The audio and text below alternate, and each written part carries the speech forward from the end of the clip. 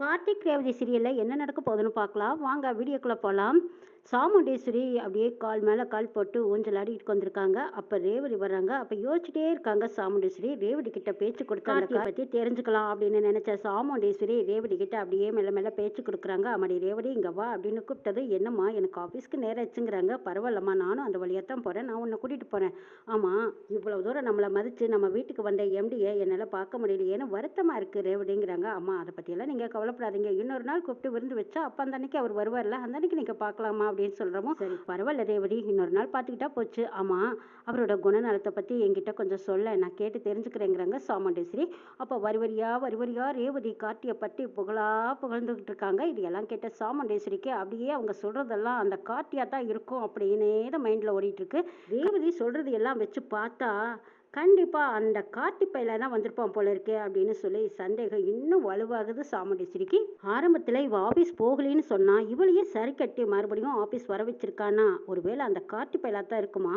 சிவனாண்டியும் முத்துவேலு சரியான கிரிமினல், அவனுகிட்டயே மோதி எங்களை காப்பாற்றிருக்கானா? நிச்சயமா இது கார்த்தி நிலம் மட்டும்தானே முடியும். அநேகமாக அந்த டிரைவர் பையிலா தான் இருப்பானோ அப்படிங்கிற சந்தேகத்திலேயே பேச்சு கொடுத்துட்டு இருக்காங்க சாமுண்டீஸ்வரி. ஆரம்பத்தில் அவர் தப்பானவர்னு சொன்ன ரேவதி நாளுக்கு நாள் இப்போ அவரை பற்றி இவ்வளோ தூரம் புகழ்ந்துட்டு இருக்கானா? ஒருவேளை அவன் நம்மக்கிட்ட ஏமாத்தின மாதிரியே ரேவதிக்கிட்டையும் ஏமாற்ற ஆரம்பிச்சிட்டானா? ரேவதி மனசில் இடம் பிடிச்சிடுவானோ? அப்படி இடம் பிடிக்க தகுதியானவ அவன் மட்டும்தான். அவன் தான் இந்த மாதிரி எல்லாம் நடிப்பு தெரிஞ்சவன். ஒருவேளை அவனாத்தான் இருக்குமோ? ஐயோ, இது இப்படியே விடக்கூடாது, நம்ம ரேவதி பின்னாடியே போய் அதை யாருன்னு கண்டுபிடிச்சிடலாமா அப்படின்னு யோசிக்கிறாங்க சாமுண்டீஸ்வரி. டக்குன்னு நானும் வரேன்னு சொன்னால் ரேவதி அவளுக்கு சந்தேகம் வந்துடும். அதனால அவள் போகிற மாதிரி போக விட்டு பின்னாடியே போயிடுவோம் அப்படின்னு நினச்ச சாமுண்டீஸ்வரி, சரிம்மா உனக்கு ஆஃபீஸ் நேரம் ஆயிடுச்சு, நீ கிளம்பு அப்படின்னு சொன்னதும் சரின்ட்டு ரேவதியும் கிளம்புறாங்க. போய் ஆட்டோவுக்கு நின்றுட்டு இருக்காங்க. அப்போ சாமுண்டீஸ்வரி பின்னாடியே கார் எடுத்துகிட்டு போய், அம்மாடி ரேவதி நான் அந்த வழியாக தான் போகிறேன் வா அப்படின்னு சொல்லி கூப்பிடுவோம். அப்படி அம்மா, அப்போ எங்கள் கம்பெனி வழியாக தானே போகிறீங்க, அப்போ நானும் அங்கேயே இறங்கிறேன் அப்படின்னு சொல்லிட்டு ரேவதியும் சாமுண்டீஸ்வரியும் காரில் போய்கிட்டு இருக்காங்க. போகிற வழியிலேயே சாமுண்டீஸ்வரி ரேவதி கிட்ட பேச்சு கொடுத்துட்டே இருக்காங்க. நானும் அப்படியே உங்கள் எம்டி சாரை பார்க்கவே இல்லை, அவரை பார்த்து நன்றி சொல்லலான்னு நினைக்கிறேங்கிறாங்க. இதை கேட்டு ரேவதியும் அப்படியம்மா சரி ரொம்ப சந்தோஷம், சரி வாங்க, நீங்கள் போகிற வழியில் தானே ஆஃபீஸ் இருக்குது, அங்கேயே நீங்கள் இறங்கி எம்டி சாரையும் பார்த்துட்டு நீங்கள் கிளம்பிக்கலாமா அப்படின்னு சொல்லி ரேவதி கூட்டிகிட்டு போகிறாங்க. அப்போ சாமுண்டீஸ்வரி இதுக்கு தாண்டி நானும் எதிர்பார்த்தேன் அப்படிங்கிற மாதிரி அவங்க ரெண்டு பேரும் காரில் பேசிகிட்டே போய்கிட்டு இருக்காங்க. சாமுண்டீஸ்வரி ரேவதி ரெண்டு பேருமே கார்த்தியோட கம்பெனிக்கு முன்னாடி காரை நிறுத்திட்டு உள்ளே போகிறாங்க. செக்யூரிட்டி யார் என்னன்னு கேட்கும்போது ரேவதி இவங்க எங்கள் அம்மா எம்டி சாரை பார்க்கறக்காக வந்திருக்காங்கங்கிறாங்க. சரி மேடம் பார்க்கலாம் போங்கன்னு சொல்லி செக்யூரிட்டி அனுப்பி வைக்கிறாங்க. அடுத்தது சாமுண்டீஸ்வரி ரேவதி ரெண்டு பேரும் அங்கே கம்பெனிக்குள்ளே போனதும் சாமுண்டீஸ்வரியை வெயிட் பண்ண சொல்கிறாங்க ரேவதி. அம்மா இன்னும் எம்டி சார் வரல, வந்ததுக்கப்புறமா நீங்கள் பார்த்துட்டு கிளம்பிக்கலாம், எனக்கு கொஞ்சம் அர்ஜென்ட் வேலையெல்லாம் இருக்குது, நான் அதை பார்த்துட்டு வந்து உங்களை பார்க்குறேங்கிறாங்க. சரிம்மா நீ போய் உன் வேலையை பாரு, நான் எம்டி சாரை பார்த்துட்டு பேசிட்டு கிளம்பிக்கிறேங்கிறாங்க சாமுண்டீஸ்வரி. சரி மேடம் நீங்கள் எம்டி சாரை பார்க்கலாம், எம்டி சார் நேரமே வந்துட்டாங்க, ஆஃபீஸில் தான் இருக்காங்கன்னு சொல்லிடுறாங்க செக்யூரிட்டி.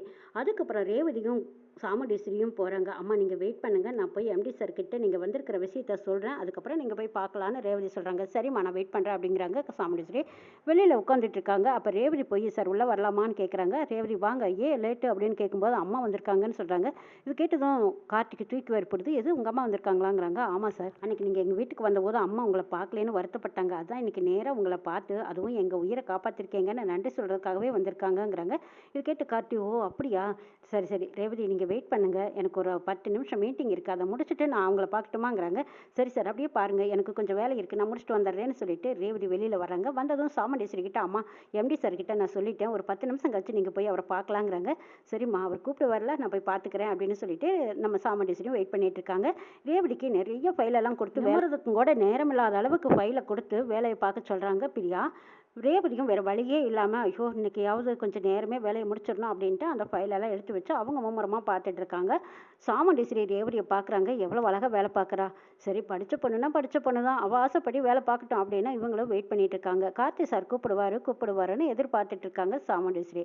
கார்த்தி இந்த 10 நிமிஷத்துக்குள்ளே எப்படியாவது நாம சொன்ன எம்டி குறை வச்சுட்டு தான் நம்ம வெளியில் போகணும், அத்தை வந்து நம்மளை பார்த்துட்டாங்கன்னா அப்புறம் ரேவதியை வேலைக்கு விடவும் மாட்டாங்க, அவங்க முன்னாடி நான் தான் கார்த்திங்கிறது தெரிஞ்சு போயிடும், அது தெரியாமல் நம்ம காப்பாற்றிக்கணும்னா நம்ம வர வைக்கிற எம்டி வரட்டும் அப்படின்னு எதிர்பார்த்துட்டு இருக்காங்க கார்த்தி. புதுசாக வந்து உட்காந்துக்கிற எம்டி எனக்காக வெளியில் என்னை பார்க்கணுன்னு உட்காந்துருக்காங்களா, அவங்கள வர சொல்லுங்கன்னு சொல்லி காலிங் பெல் அமுத்துறாங்க. அப்போ சாமுண்டீஸ்வரி கிட்ட வந்து ஒரு லேடி சொல்கிறாங்க, மேடம் நீங்கள் சாரை பார்க்குறக்கு வந்திருக்கீங்களா, அவங்க உங்களை வர சொல்கிறாங்க, போய் பாருங்கங்கிறாங்க.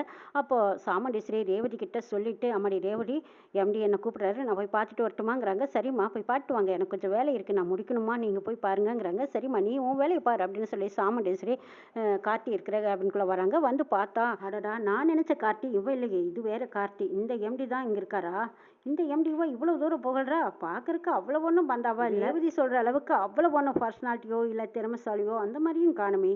அப்படி இருக்கு, இவரை பற்றி ஏன் இப்படி உயர்வாக பேசிகிட்டு இருக்காங்க? இவ்வளோ தூரம் புகழ்ந்து பேசுகிறாங்களே. வீட்டில் இருக்கிறவங்களும் எல்லாரும் ஒரே மாதிரி பேசுகிறாங்க, இவளும் அதே மாதிரி தான் பெருமையாக பேசுகிறா. ஆனால் இவர் பார்த்தா அந்த கேரக்டருக்கு தகுந்த மாதிரி இல்லை அப்படின்னு சாமுண்டீஸ்வரிக்கு மறுபடியும் அவரை பார்த்துட்டு சந்தேகமாகவே இருக்குது. என்ன மேடம், என்னை பார்க்கணுன்னு சொன்னீங்களா? நீங்கள் உங்கள் வீட்டில் எனக்கு விருந்து வைக்கிறதா வர சொல்லி சொன்னீங்கன்ட்டு நானும் வீட்டுக்கு வந்தேன். நீங்கள் அப்போ ஹாஸ்பிட்டல் போயிட்டு தான் சொன்னாங்க. இப்போ உங்களுக்கு கால்வலி பரவாயில்லையா அப்படின்னு தெரிஞ்ச மாதிரி கேட்குறாங்க. இதை கேட்ட சாமுண்டீஸ்வரி, அச்சோ இவர் தான் நம்ம வீட்டுக்கு வந்திருக்காரு, உறுதியாக தெரியுது அப்படின்னு நம்பிட்டு, இல்லை பரவாயில்ல சார், நீங்கள் வரும்போது நான் இல்லையேன்னு தான் நான் இன்னைக்கு உங்களை பார்க்கறக்காக வந்தேன். எங்கள் உசுரை காப்பாற்றிருக்கீங்க, நன்றி சொல்லிட்டு போகலான்னு வந்தேன் சார். மறுபடியும் ஒரு ரிக்வெஸ்ட், நீங்கள் மறுபடியும் எங்கள் வீட்டு விருந்துக்கு வரணும்னு கூப்பிடுறாங்க. அவரும் சரிங்க மேடம், நான் கண்டிப்பாக வரேன் அப்படிங்கிறாங்க. அதுக்கப்புறம் சாமுண்டீஸ்வரிக்கு சந்தேகம் தெளிஞ்சதுன்ட்டு வெளியில் வந்து, அப்பாடா எப்படியோ நான் நினச்ச கார்த்தி இவன் இல்லை, அது வரைக்கும் சந்தோஷம். ஆனால் ரேவதி ஏன்டா இவளை இவ்வளோ ஒச்சு குளிர புகழ்கிறாளோ அதுதான் எனக்கு பிடிக்கல. இவரை பார்க்கவே எனக்கு பிடிக்கல. ஆனால் ரேவதிக்கு எப்படி தான் பிடிச்சதுன்னு சொல்கிறாளோ, எப்படியோ அவள் வேலை பார்க்க வரைக்கும் பார்க்கட்டு, இவளுக்கு தான் மருதுன்னு முடிவு பண்ணி வச்சாச்சு. இதுக்கப்புறம் நீ அதில் எந்த மாற்றமும் இருக்க போகிறதில்ல அப்படின்னு நினச்சிட்டு சாமுண்டீஸ்வரி திருப்தியாக வெளியில் வராங்க. ஃபோனும் பர்ஸு எல்லாமே அங்கேயே மறந்து வச்சுட்டு வந்துட்டோமே நினச்ச சாமுண்டீஸ்வரி திரும்ப போய் அவங்களோட ஃபோனு பர்ஸு எல்லாம் எடுத்துகிட்டு திரும்ப வெளியில் வராங்க. பின் வழியாக போயிடலாம் அப்படின்ட்டு அந்த பக்கம் போய் பார்க்குறாங்க. அப்போ கார்த்திக்கு செக்யூரிட்டி சல்யூட் அடிக்கிறாங்க. அப்போ தான் கார்த்தி ஒரு மீட்டிங் விஷயமா நான் வெளியில் கிளம்புறேன் அப்படின்னு சொல்லிட்டு அவங்க கார் எடுத்துக்கிட்டு கிளம்புறாங்க. அப்போ பார்த்தா சாமுண்டீஸ்வரிக்கு அப்படியே தூக்கி வாரி போடுது. என்னது, செக்யூரிட்டி இவனை பார்த்து சல்யூட் அடிக்கிறான், இவன் தான் இந்த கம்பெனியோட எம்டியா அப்படின்னு நினச்ச சந்தேகப்பட்ட சாமுண்டீஸ்வரி நேராக செக்யூரிட்டி கிட்ட போகிறாங்க. என்ன செக்யூரிட்டி, இப்போ காரில் போகிறாங்களே அவங்க யாருன்னு கேட்குறாங்க.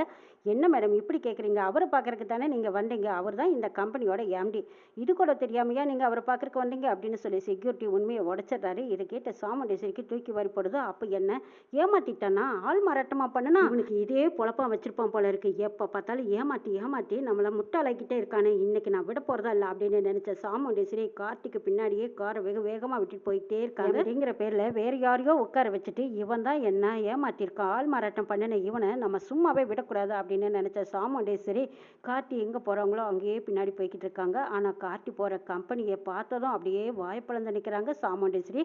அவ்வளோ பெரிய கம்பெனிக்கு அங்கே முன்னாடி போனதுமே கார்த்தியை பார்த்ததும் அங்கேருந்து எல்லாரும் சல்யூட் அடிக்கிறாங்க. அங்கே பெரிய ஒரு ஹாலில் நிறைய விஐபிஸ் வந்திருக்காங்க. அவங்க முன்னாடி கார்த்திக்காக எதிர்பார்த்துட்டு இருக்காங்க. கார்த்தி அங்கே போய் உட்காந்ததும் அவங்க எல்லாரும் மீட்டிங்கை ஆரம்பிக்கலாமா அப்படின்னு சொல்லி ஆரம்பிக்கிறாங்க. சாமுண்டீஸ்வரி அங்கே போய் பார்த்துட்டு, இவ்வளோ பெரிய ஆளுங்க நம்ம இவ்வளோ சாதாரணமாக இட போட்டோம். சாமுண்டீஸ்வரி அத்தனை பேர் முன்னாடியும் அங்கே எதுவும் பேச முடியாமல் அமைதியாக திரும்பிடுறாங்க. வரட்டும் பேசிக்கிறேன் அப்படின்னு சொல்லிட்டு வெளியில் காத்துக்கிட்டு இருக்காங்க. யோசிக்கிறாங்க சாமுண்டீஸ்வரி, கார்த்திக்கு இருக்கிற மதிப்பு மரியாதை இதில் ஒரு கால் வாசி கூட நம்மளுக்கு ஒரு பங்கு இல்லை.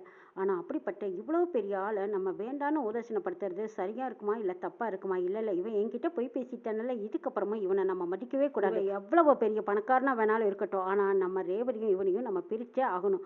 இவன் முன்னாடியே, அதுவும் இவன் கண் எதிரவே மருதுக்கும் என் பொண்ணு ரேவதிக்கும் கல்யாணத்தை பண்ணி வச்சு இவன் மனசு நோகிற அளவுக்கு வலிக்க வலிக்க துடிக்க வைக்கணும்னு நினச்சிட்டு இருக்காங்க சாமுண்டீஸ்வரி. இவனை பார்த்து இத்தனை பேர் கையெடுக்கிறாங்க, சல்யூட் அடிக்கிறாங்க, இவ்வளோ பெரிய கம்பெனிக்கு அதிபதினு வேற சொல்கிறாங்க. எப்படி இவனை சாதாரணமாக எடை போடவும் முடியல, உயர்ந்த மனுஷனை ஏற்றுக்கவும் முடியல. எவ்வளோ பெரிய கிரிமினல் வேலை பார்த்துருக்கா, என்கிட்ட பொய் மேலே போய் பேசிக்கிட்டே இருக்கா. இப்போ என்னையும் ஏமாற்றி என் பொண்ணையும் ஏமாற்றி இவன் எவ்வளோ பெரிய கம்பெனியில் உட்காந்துக்கிட்டு வேறொரு எம்டியை கொண்டாந்து உட்கார வச்சு என்னை நம்ப வச்சுட்டானே, இப்படி கழுத்து இருக்கிறவனை நம்ம நம்பவே கூடாது அப்படின்னு நினச்ச சாமுண்டீஸ்வரி வீட்டுக்கு போகிறாங்க. அங்கே போய் ஏதோ ஒரு யோசனையிலேயே இருக்கும்போது அப்போ சூரியகலா வந்து, என்னத்தை ஏன் இப்படி சோகமாக இருக்கீங்கங்கிறாங்க. சூரியகலா, அந்த கார்த்தி பையன் நம்ம ரெண்டு பேர்த்தையுமே ஏமாற்றிட்டான் அப்படின்னு சொல்கிறாங்க. இதை கேட்டதும் சூரியகலா, என்னத்தை சொல்கிறீங்க, அந்த எம்டி தானே அவர் அப்படின்னு கேட்கும்போது, அவன் எம்டி தான், ஆனால் எம்டிக்கெல்லாம் எம்டி மேலாதிகாரியாக இருக்கான் தெரியுமா, சும்மா இவன் சொன்னால் சடக்க போட்டால் எத்தனை பேர் வந்து நிற்பாங்க, அந்த மாதிரி ஒருத்தனை உட்காந்து வந்து கோர வச்சுட்டு நம்ம எல்லாத்தையும் ஏமாற்றிட்டான் சந்திரகலா. இவன் தான் அந்த ஆஃபீஸை நிர்வாகம் பண்ணுறான், இவன் தான் அந்த ஆஃபீஸோட எம்டி, இது தெரியாமல் நாம் போயிட்டோம். ஆனால் ரேவதிக்கு அவன் தான் இவன் தான் அவனு தெரியாமையே அவள் பேசிகிட்டு இருக்கா. அவனை நான் விருந்துக்கு வான்னு சொன்னதும் அவன் நான் இந்த வீட்டில் இருந்தா அவன் அடையாளம் கண்டுபிடி வச்சுடுவோன்னு நினச்சிட்டு உன்னையும் என்னையும் எப்படியோ ஹாஸ்பிட்டல் அனுப்பி வச்சுட்டா அவன் சௌகரியமாக வந்து போகலாம்ல. அதுக்காகவே இந்த குடும்பத்தாளுகளும் அவனுக்கு சப்போர்ட் பண்ணி நம்மளை வீட்டை விட்டு வெளியே அனுப்பியிருக்காங்க சூரியகலான்னு சாமுண்டீஸ்வரி சொல்கிறாங்க. இதை கேட்ட சூரியகலாவும், ஓ அவ்வளோ பெரிய ஆளா, அவ்வளோ தந்திரமானவனா, அப்படின்னா நம்ம கொஞ்சம் சீக்கிரமாக உஷாராகிறது நல்லதுன்ட்டு உடனே மருதை கூப்பிட்டு, டே மருது, இங்கே நடக்கிறதெல்லாம் பார்த்தா அந்த கார்த்தி ரொம்ப பெரிய ஆள் போல இருக்குது, அவன் நினச்சா என்ன வேணாலும் செய்யக்கூடிய அளவுக்கு பெரிய வசதியானவன் போல இருக்குது, அதனால நம்ம சீக்கிரமாக வந்த வேலையை முடிச்சுக்கிட்டு சீக்கிரம் நெவுந்துடலாங்கிறாங்க. இது கேட்ட மருதுவும், என்ன சூர்யா சொல்கிற, நம்ம சீக்கிரமாக போகலாமா, இருக்கிறதெல்லாம் சுரட்டிட்டு போகலாமாங்கிறாங்க. ஆமாம், அதை தான் செய்யணும், வேற என்ன செய்ய முடியும், பொண்ணு கிடைச்சா பொண்ணை கட்டிக்கலாம், அதையும் இல்லைன்னா நகை கிடைச்சா பணம் கிடைச்சா இதையும் சுட்டிட்டு போகலாம், அதுதான் நம்மளுக்கு பெஸ்ட்டுங்கிறாங்க சூரியகலா. இதை கேட்ட மருதுவும் சரி சரி எனக்கு ஒரு முக்கியமான வேலை இருக்குது, அந்த வேலைகளை நான் முடிச்சுட்டு வந்து அதுக்கப்புறம் உங்ககிட்ட பேசுகிறேன்னு சொல்லிட்டு மருது அங்கேருந்து கிளம்பிடுறாங்க. பொண்ணுங்களையெல்லாம் வீடியோ எடுத்து வெளியிடுறதே இந்த மருதுவோட வேலை. இவன் தான் மேல் முதலாளியாகவும் இருக்கிறதுனால இவருக்கு நிறைய அடியாளுங்க கைவசம் இருக்காங்க. அங்கங்கே ஃபோன் பண்ணி நான் துணிக்கடையில் கேமரா வச்சேன், போகிற வழியில் கேமரா வச்சேன், அந்த இடத்துல வச்சேன், இந்த இடத்துல வச்சேன்னு எத்தனையோ சொல்லிட்டு இருக்காங்க. இப்போ கார்த்தியோட கம்பெனிலேயே செட்டப் பண்ண சொல்லியிருக்காங்க. மருது கார்த்தி கிட்டேயே மோதிட்டாங்க. இதுக்கப்புறம் கார்த்தி இவன் யாருங்கிறத கண்டுபிடிச்சு ஊருக்கு முன்னாடி சட்டத்துக்கு முன்னாடி கொண்டு போய் நிறுத்தின அன்னைக்கு சாமுண்டேஸ்வரி நேருக்கு நேர் வந்து சந்திக்க போகிறாங்க. இப்போ நீங்கள் மருது மாப்பிள்ளையாக தேர்ந்தெடுத்திருக்கிறக்கும் என்ன மாப்பிள்ளையாக தேர்ந்தெடுத்திருக்கும் இப்போவே உங்களுக்கு வித்தியாசம் தெரிஞ்சிருக்கும். உங்கள் பொண்ணோட வாழ்க்கை எப்படி இருக்கணும்னு நீங்கள் நினச்சா மருதுக்கு சரியான தண்டனை கொடுங்கன்னு சொல்லி கார்த்தி கேட்குறாங்க. அப்போ சாமுண்டேஸ்வரி மருதை பார்த்து அடைச்சி நீ எல்லாம் ஒரு மனுஷனா, நீ ஒரு நல்லவன் நான் நினச்சேன், இதோ இங்கே நிற்கிறானே இந்த கார்த்தி பையன், இவனுக்கு முன்னாடி நீ ஒரு நல்லவனாக காட்டிக்கணும்னு நானும் ஆசைப்பட்டேன். ஆனால் அதெல்லாம் போலியா போச்சு, பொய்யா போச்சு.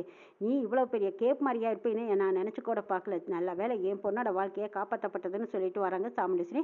அப்போ ராஜராஜன் வந்து கேட்குறாங்க, என்ன சாமுண்டேஸ்வரி அப்போ நீ தப்பு தானே பண்ணுற, இவ்வளோ ஒரு நல்ல மனுஷன் கார்த்தியை விட்டுட்டு எங்கேயோ போகிறவனா, அதுவும் வழியில் போனவனை பிடிச்சி கொண்டு வந்து நடு வீட்டில் உட்கார வச்சுக்கிட்டு இவன் தான் மாப்பிள்ளைன்னு நம்ம ரேவதிக்கு முன்னாடி சொன்னது மட்டும் இல்லாமல் வாய் நிறைய மாப்பிள்ளைன்னு கூப்பிட்டு இவனை ஆசையை ஏற்படுத்தி வச்சிருக்கேன். அது மட்டுமா இவனோட அயோக்கியத்தனம் என்னங்கிறது தெரிஞ்சு போச்சு பார்த்தியா, எத்தனை பெண்களோட வாழ்க்கையை அழிச்சிருக்கா. இவனையெல்லாம் இப்படியே சாதாரணமாக விடக்கூடாது. நம்ம வீட்டில் கொஞ்ச நாள் இருந்ததுக்கு நம்மளுக்கு தான் கேவலம் அவமானம். ஆனால் நான் சொன்னேன் நீ எங்கே கேட்குற, நம்ம மாப்பிள்ளையை பற்றி எவ்வளவோ எடுத்து சொன்ன போதெல்லாம் நீ புரிஞ்சுக்கிற மாதிரியே இல்லை, இப்போவாது மாப்பிள்ளையோட நல்ல தன்மையை புரிஞ்சுக்கோ அப்படின்னு சொல்லி ராஜராஜன் சாமுண்டேஸ்வரிக்கு புத்தி சொல்கிறாங்க. அப்படி இருந்தும் அவங்களோட ஈகோ தடுக்குது, முடியவே முடியாது. இவனை மட்டும் நான் வீட்டுக்குள்ளே சேர்த்தவும் மாட்டேன், என்னோட மாப்பிள்ளையா நான் ஒரு நிமிஷம் கூட நினச்சி பார்க்க மாட்டேன். ரேவதிக்கும் இவனுக்கும் எந்த ஒரு ஒட்டும் கிடையாது, உறவும் கிடையாது.